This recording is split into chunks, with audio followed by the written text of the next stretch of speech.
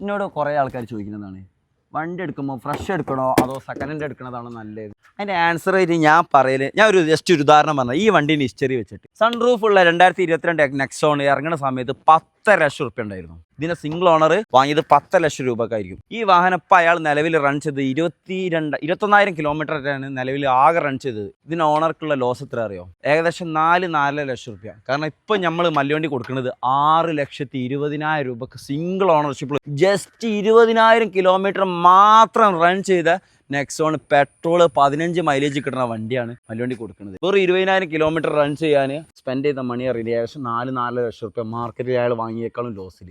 Fresh എടുക്കണതാണോ second എടുക്കണോ നല്ലത് തീരുമാനിക്കുക. ഞാൻ എൻ്റെ ഒരു കാഴ്ചപ്പാട് പറയുകയാണ്, ഏകദേശം ഒരു 5-6 കൊല്ലം അല്ലെങ്കിൽ ഒരു 5-8 കൊല്ലം നിങ്ങൾ കണ്ടിന്യൂ യൂസ് ചെയ്യാൻ ഉദ്ദേശിക്കുന്നുണ്ടെങ്കിൽ ഫ്രഷ് എടുത്തോളൂ, ഒരു കുഴപ്പമില്ല. അത്യാവശ്യം അതായത് മാർക്കറ്റ് വാല്യൂ ഒക്കെ ഉള്ള വണ്ടിയാണെങ്കിൽ എടുത്തോളി. അല്ലെങ്കിൽ പൈസ ഉള്ള എടുത്തോട്ടോ, പൈസ ഇല്ലാത്തവനാണെങ്കിൽ സെക്കൻഡ് ഹാൻഡിൽ എടുക്കുന്നതായിരിക്കും നല്ലത്. കുറച്ച് കിലോമീറ്റർ കൂടിയ വാഹനം. ഈ വാഹനം ഇപ്പം മല്ലുവണ്ടിൻ്റെ കയ്യിൽ നിങ്ങൾ വാങ്ങുകയാണെങ്കിൽ 50,000 രൂപ നിങ്ങൾക്ക് അങ്ങോട്ട് തരും. ഡീലെങ്ങനെ ഉണ്ട്? കാരണം 6 ലക്ഷം റുപ്യ ഉറപ്പായിട്ടും ലോൺ വെക്കുന്ന വണ്ടിയാണ്. കൊടുക്കുന്ന പ്രൈസോ 6,20,000 രൂപയ്ക്ക് 2022 സിംഗിൾ ഓണർഷിപ്പുള്ള നീറ്റ് ആൻഡ് ക്ലീൻ ആയിട്ടുള്ള കിടിലൻ വണ്ടി. ലോ ബഡ്ജറ്റിൽ നല്ല ക്വാളിറ്റി ഉള്ള വാഹനങ്ങൾ നിങ്ങൾ ആഗ്രഹിക്കുന്നുണ്ടെങ്കിൽ മല്ലുവണ്ടിൻ്റെ പേജ് ഒന്ന് ഫോളോ ചെയ്ത് കമ്മ്യൂണിറ്റി ചാനലൊക്കെ ഒന്ന് ജോയിൻ ചെയ്ത് എത്ര മാർക്കറ്റിൽ നിങ്ങൾക്ക് ഈ ഒരു പ്രൈസിൽ വേറെ എവിടെയും കിട്ടുമെന്ന് നിങ്ങൾ അന്വേഷിക്കുക. അത്രയും ലോ ബഡ്ജറ്റ് ചെറിയ പ്രൈസിൽ വാഹനം ഇങ്ങനെ കൊടുത്തുകൊണ്ട് നിൽക്കുകയാണ്. ഇനി നമ്മളെ വെബ്സൈറ്റും കാര്യങ്ങളൊക്കെ ലോഞ്ച് ചെയ്യാൻ നിൽക്കുകയാണ്. ഒരുപാട് വാഹനത്തിൻ്റെ കളക്ഷനായിട്ട് മല്ലുവണ്ടി നിങ്ങളുടെ മുന്നിൽ ഇങ്ങനെ എന്നും നിന്നുകൊണ്ടിരിക്കും.